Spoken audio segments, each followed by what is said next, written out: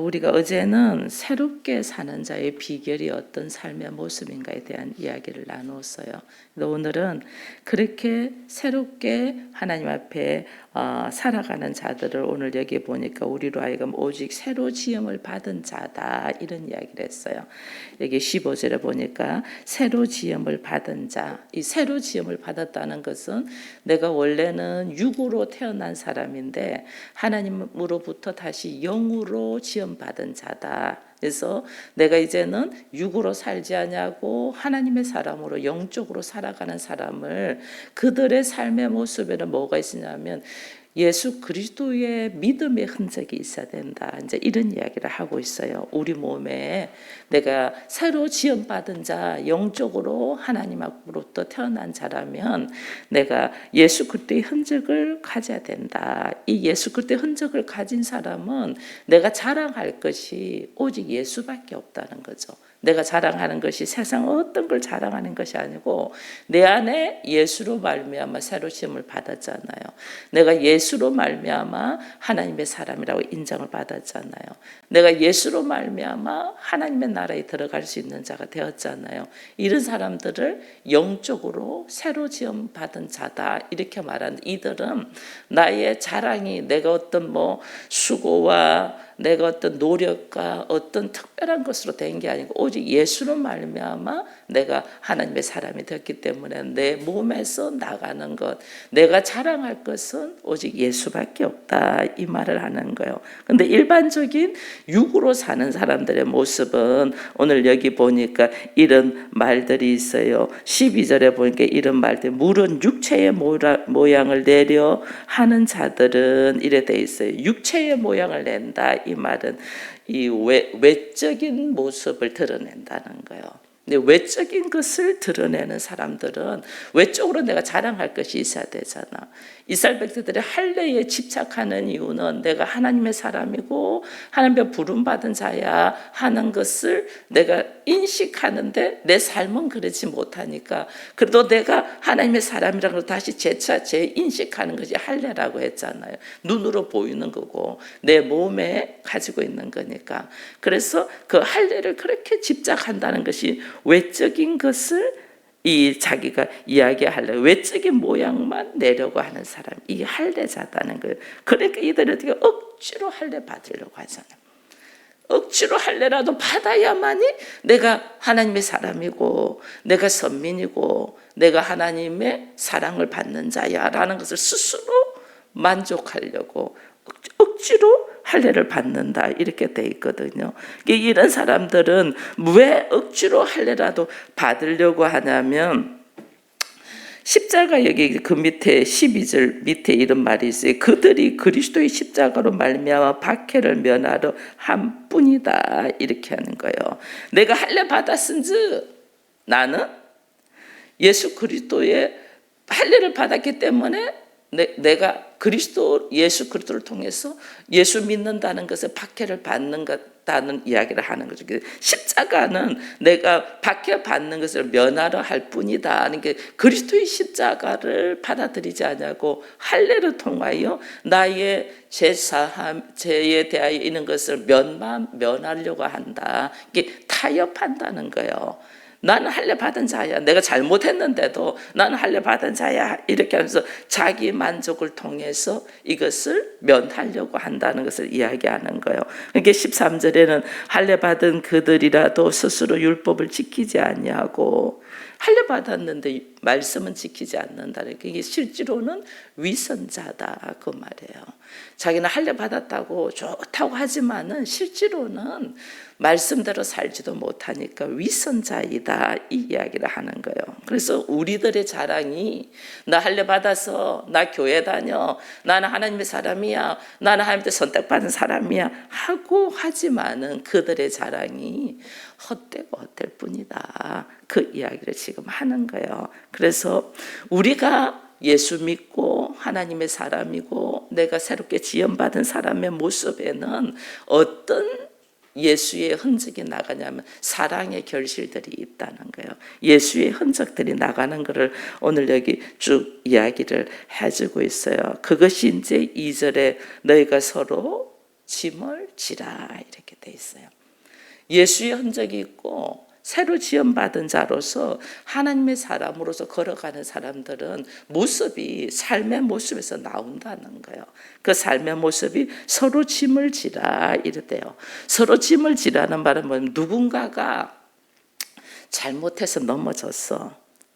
누군가가 잘못해서 넘어졌는데 그 사람을 정죄하고 핍박하는 것이 아니고 그가 다시 회복되어서 하나님의 사랑으로 온전히 서기까지 우리가 아버지의 마음을 가지고 기다려주고 아버지의 마음으로 그를 회복되기까지 중보기도하면 이게 이런 말을 이렇게 해놨어요. 서로 짐을 지라고 하면서도 우리에게 뭔 이야기를 하면 우리에게 하는 말이 이 온유한 심령으로 하라고 그래 돼 있거든요. 그러니까 우리가 어떻게 온유한 심정은 아버지의 마음이에요. 그가 미혹되어서 넘어져서 잘못할 수도 있어요. 우리는 늘 잘못된 모습으로 서일 수 있어요. 잘못된 모습이 서 있을 때에 그걸 정죄하고 그거를 미워하는 것이 아니고 그가 하나님 안에서 온전히 서기까지 기다려주고 중보하라는 거예요. 미혹돼서 넘어진 자를 그가 온전히 회복될 수 있도록 도와주라는 거예요. 서로 짐을 지라는 거는. 누군가가 잘못되면 그가 바로 설 수 있을 때까지 기다려주면서 돕는 자가 되어라. 서로 짐을 지는 거예요. 그래서 중보기도 해주고 하나님 말씀 가운데 바로 서게 해주시고 그가 하나님의 사랑 안에서 참 기쁨이 뭔가를 느끼게 해주시고 그는 중보기도를 쭉 하면서 그를 도와주는 거예요. 미혹돼서 넘어진 것을 바로 설 수 있도록 도와주는 거예요. 그래서 여기 보면 서로 짐을 지라는 말도 하나 있고 5절에 보면 각각 자기의 짐을 또 지라 이래 돼 있어요. 그죠? 서로 짐을 지는 것도 있고 각각 내가 짐을 지는 것도 있어요. 미혹되어서 넘어진 거는 서로 짐을 져서 그거 회복되기까지 도와주면서 기다려주고 근데 또 각각 지어야 될 짐, 이건 하나님이 나에게 주신 사명이 있잖아요. 하나님께 나에게 주신 사명은 이거는 책임이 있어요. 그 사명을 감당해야 될 책임은. 그래서 각자 자기에게 맡겨진 사명은 각자 감당하라는 거예요. 나에게 맡겨진 사명을 내가 못하니 네가 해 이거는 아니에요. 그건 내가 감당해야 돼. 그것은 내가 감당하는데 그걸 감당하면서 걸어가다가 내가 미혹되어서 넘어질 수는 있잖아요. 그죠? 그것을 잘 감당되지 않냐고 사람은 언제든지 사단이 우는 사자와 같이 우리를 삼키려고 하니까 내가 미혹돼서 넘어질 수 있단 말이에요. 그때는 서로 일어서도록 바로 세워지도록 도와주는 자가 되라. 그러면서 또 하는 말이 여기 보니까 또 어떤 말씀을 하느냐 하면 이 6절에는 또 가르침을 받는 자는 말씀을 가르치는 자와 모든 좋은 것을 함께하라 이랬어요. 그리고 또 우리에게 나타난 것은 서로 짐을 지면서 걸어가되 또 자기의 맡겨진 사명은 각자 자기 짐을 지고 그러면서 또 어떻게 또 함께하라 이렇게 돼 있어요. 이게 뭐냐면 여러분 이 가정에서요 자녀들이 어릴 때는 엄마 아빠가 되게 큰 사람으로 느껴져요. 자녀가 어릴 때는 우리 아버지가 무섭고 우리 엄마는 못하는 게 없는 슈퍼우먼 같고 막 이렇게 느껴져요. 근데 자녀가 좀 커서 보면 엄마도 아버지도 연약한 자라는 걸 알게 돼요. 어느 날 보니까 우리 엄마의 눈물을 내가 보게 되고 어느 날 보니까 우리 아버지도 힘들어하는 모습을 보게 되고 이걸 보게 되거든요. 근데 우리가 어릴 때는 엄마 아버지가 뭐 슈퍼우먼이고 슈퍼맨인 줄 알아. 엄마 아빠한테 이야기만 하면 모든 것이 해결되는 줄 알아. 근데 그분들도 역시 연약한 존재야. 연약한 존재. 이 교회에서 보면 목사는 앞에서 설교를 하고 막 말하니까 목사는 막 슈퍼우먼으로 봐.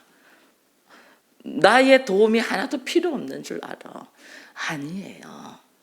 다 피차 함께 그래. 목사가 이렇게 말씀을 전할 수 있도록 말씀을 먹이는 거잖아요. 말씀을 먹일 수 있도록 그런 환경을 누가 여러분들이 만들어줘야 돼요. 그래야 돼요. 봐보세요. 어제 제가 사실은 병원을 갔거든요. 산부인과 제가 난소의 혹 때문에 이 6개월에 한 번씩 검사를 합니다. 지난번에는 6개월 전에는 혹이 하나도 발견이 안 됐어요. 그래서 의사가 신기하다. 어찌 이런 일이 있을 수 있냐. 그러면서 또 지켜보자. 어제가 이제 6개월 되고 또 다시 검사했는데 어제는 또 다시 혹이 크게 또 발견이 됐어요. 그래서 의사가 당신 면역력을 위해서 뭐 하냐 물어보더라고요.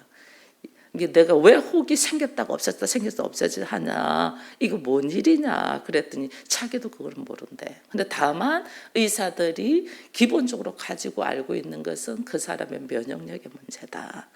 면역력이 지금 엄청 떨어져 있는 것 같아. 그리고 혹이 다시 크게 보이는 거예요. 근데 이것이 5cm가 되면 수술을 해야 된다. 근데 아직 5cm가 아니니까 또 지켜보자 이렇게 하더라고요. 그래서 이게 저도 믿기지가 않는 거예요. 왜냐하면 사진에 막 초음파 검사 사진에 계속 찍혀서 나오니까 전에는 하나도 안 났는데 또 나오니까. 그래서 면역력의 문제다고 저보고 면역력 강화를 위하여 좀 해라 해서 내가 면역력 강화 뭐 어떻게 해야 되냐 했더니 잘 먹고 잘 쉬고 잘 자고 그거 해라고 그러더라고. 이게 기본적인 것 하라는 거예요. 그러니까 이게 몸이 이제 안 좋으니까 이런 것이 또 있거든요. 그러니 모든 것이 슈퍼우먼이 아니에요. 하나님의 은혜로 말씀을 줬기 때문에 이 말씀을 여러분한테 선포하는 거지. 그렇다고 목사가 모든 것이 다 갖춰져 있고 완벽하다 이거 아니에요. 그렇기 때문에 어떻게 서로 함께 하라는 거예요. 서로 부족한 점은 도와주고, 여러분들은 영적으로 말씀으로 부족하니까 내가 말씀을 먹이고, 또 목사는 육적으로 연약하니까 또 그건 여러분들이 또 같이 또 하고, 이것이 이제 서로 함께는 서로 축복하라는 거예요. 미혹돼서 넘어진 자는 그거 온전히 서기까지 기다려주며 중보하며 이끌어주며 밀어주고, 나에게 맡겨준 사명은 또 스스로 감당을 하면서 함께 걸어가는, 함께 축복해주는 자가 되어라 그런 말이에요. 그래서 우리로 하여금 오늘 여기 보니까 이런 말씀이 있잖아요. 여기 보면 너희가 영으로 심는 자는 영으로 거두고 육으로 심는 자는 육으로 거둔다. 그러면서 심은 대로 거둔다 이랬어요. 우리는 구원은 믿음으로 말미암아 받아요. 구원이라는 것은 내가 육적으로 허덕이며 결국 죽음으로 달려가는 나를 하나님께서 불쌍히 여기셔서 나를 하나님으로부터 부름받아서 영적으로 하나님의 자녀가 될 수 있도록 하나님이 건져주는 거예요. 이게 육의 모습으로 살고 있는 나를 영생이라는 생명을 주는 자로 하나님이 건져주는 거예요. 이거는 하나님의 전적인 은혜예요. 그거는 우리가 예수 그리스도 영접함으로 믿음으로 말미암아 우리에게 와요. 그러네 오늘 또 여기 또 보면 또 심은 대로 또 거둔다네. 이 또 말이 또 앞뒤가 안 맞는 것 같잖아요. 그죠? 근데 참 놀라고 이거는 뭐냐면 이렇게 영적으로 거듭난 자, 그리스도의 흔적이 있는 자들에게 하나님이 주시는 축복은 네가 무엇을 심냐에 따라서 심은 대로 거둔다는 거야. 하나님 나한테 주시는 축복은 심은 대로 거둔다는. 서로 짐을 나누어지고 또 자기가 맡겨진 사명은 자기가 다 감당하면서 서로 연약한 자들과 말씀을 먹이는 자와 함께 축복을 하며 살아간 모습으로 사는 이 모습을 하나님 어떻게 심은 대로 거두게 한다 이 말이에요. 그래서 우리가 나누어져야 되는 것도 있고 각자 져야 되는 것도 있고 함께 져야 되는 것도 있다는 거예요. 이런 모습 속에서 우리가 걸어가는 거예요. 그래서 전적인 하나님의 은혜로 구원받은 우리가 어떻게 축복받는 자가 돼야 되잖아요. 가장 큰 큰 축복은 구원이에요. 제3의 은혜와 함께 성령이 내 안에 들어와서 내가 하나님의 자녀가 되는 구원받은 것이 세상 어떤 것과 비교할 수 없는 큰 축복이에요. 근데 우리가 그 받은 축복을 그리스도의 흔적이 내 안에 있어서 나를 통하여 하나님의 사람이라는 것이 나타내며 사는 것이 하나님의 영광이거든요. 그 하나님의 영광은 어떤 사람은 하나님의 영광을 크게 올려드리는 사람이 있고 어떤 사람은 그러지 않는 사람도 있을 거 아니에요. 그러니까 나의 삶의 모습, 나의 이 땅에서의 하나님의 나라를 이루면서 사는 삶의 모습이 나한테 어떻게 축복으로 다가오는 것은 내가 심은 대로 거둔다는 거예요. 그래서 오늘 우리 하나님이 하나님으로부터 우리가 심은 대로 거둔다. 나는 하나를 심었는데 하나님은 나한테 30배, 60배, 100배로 돌아와요. 이거 봐보세요. 우리가 세상에 이 열매, 곡식, 씨앗을 심어도 나는 그것을 하나만 심었잖아. 그죠? 하나만 심었는데 그것이 어떻게 싹이 나고 열매를 맺는 것은 내가 하는 일이 아니고 하나님이 이미 만들어 놓은 질서에 따라서 되는 거예요. 자연의 질서에 따라서. 그죠? 자연의 질서는 하나님이 하셔. 근데 그 하나님이 하시는 일은 나는 하나를 심었는데 어떻게 해요? 30배, 6배, 100배로 나오잖아요. 이게 우리가 말씀에 의지하여 서로 짐을 나눠지고 나에게 맡겨진 사명을 내가 감당하면서 함께 축복하며 걸어가는 삶이 이게 어떻게 냐면 나는 하나를 심었는데 나에게 돌아오는 것은 30배, 60배, 100배로 돌아오는 이 엄청난 역사가 하나님이 심은 대로 거두는 것이 뭔가를 알게 한다는 거예요. 그래서 이 말은 다른 말로 심은 대로 거둔다는 말은 나에게 하나님이 심을 수 있는 기회를 줄 때 내가 해야 될 일을 찾아서 하라는 거예요. 여러분, 우린 지금 다 기회예요. 기회를 줄 때 내가 하나님이 기뻐하는 모습으로 할 수 있는 일을 찾아서 하라는 거예요. 그것이 서로 짐을 나눠지고 나에게 맡겨진 짐을 짊어지면서 함께 축복하는 길이에요.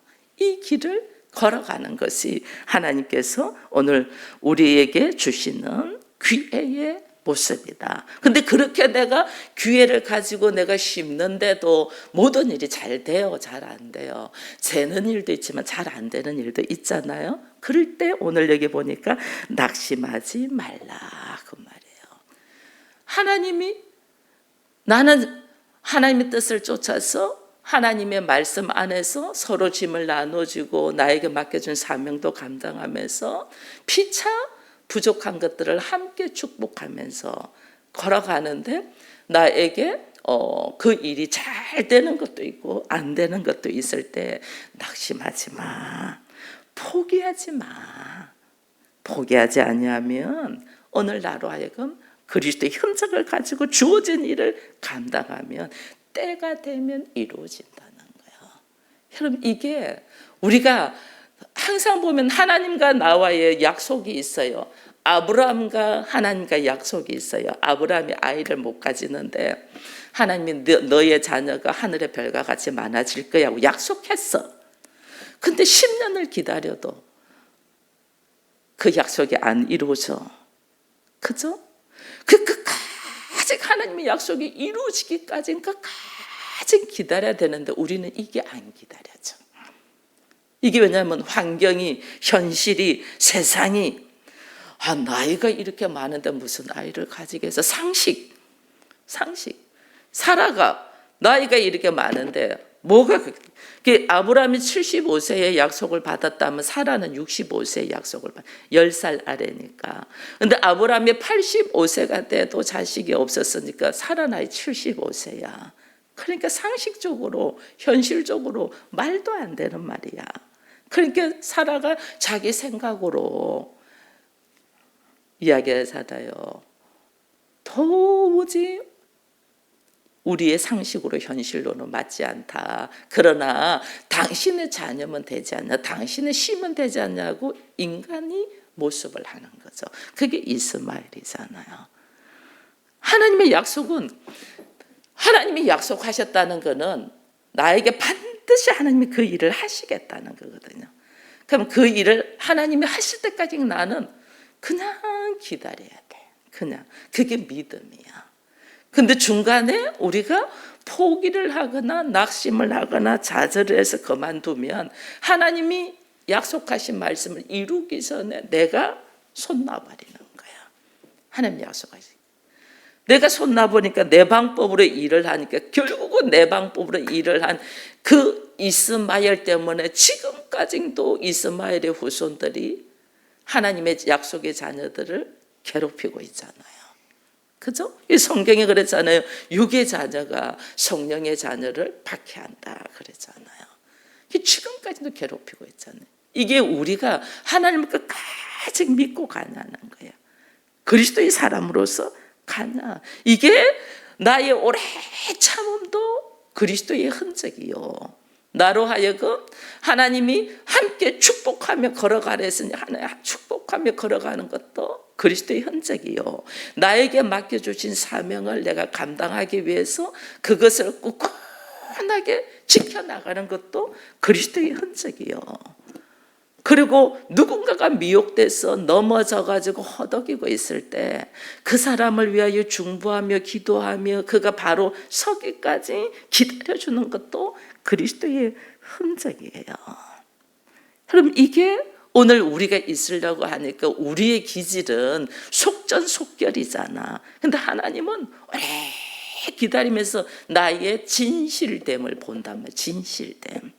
네가 정말 하나님의 사람으로서 하나님의 말씀을 가지고 하나님의 나라를 이루고자 하는 것이 진실되냐 이걸 보거든요. 그래서 하나님 우리를 오래 기다려줘요. 왜?